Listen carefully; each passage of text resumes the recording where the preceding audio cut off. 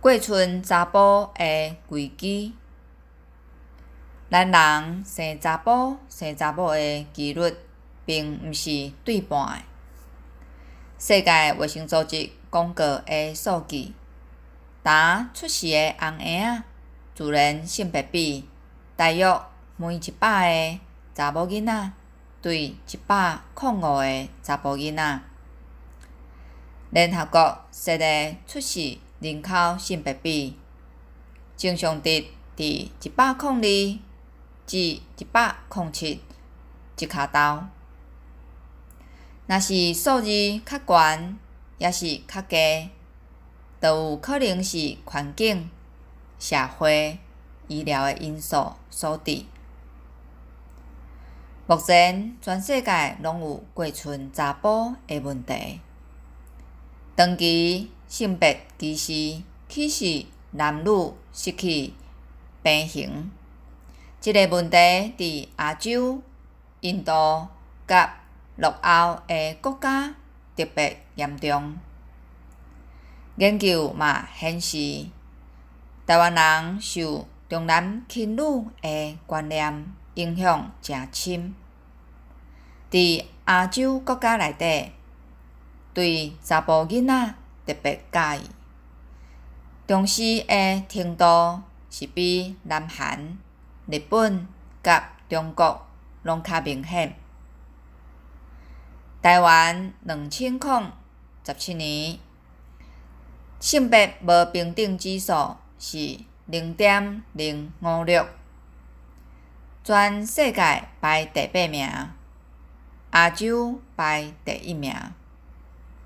毋过，性别歧视这几十年来化明越暗，由原存在伫看袂到的世俗文化。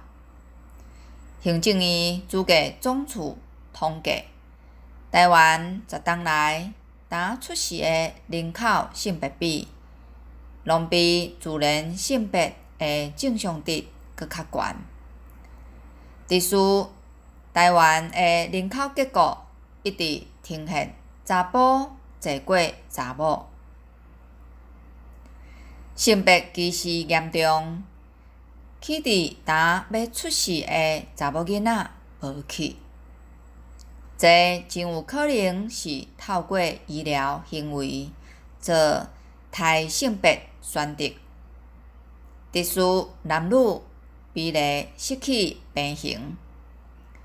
一款查某伤少、查甫侪过头的社会现象，妄讲是要烫香火，连要找某，就比登天搁较难。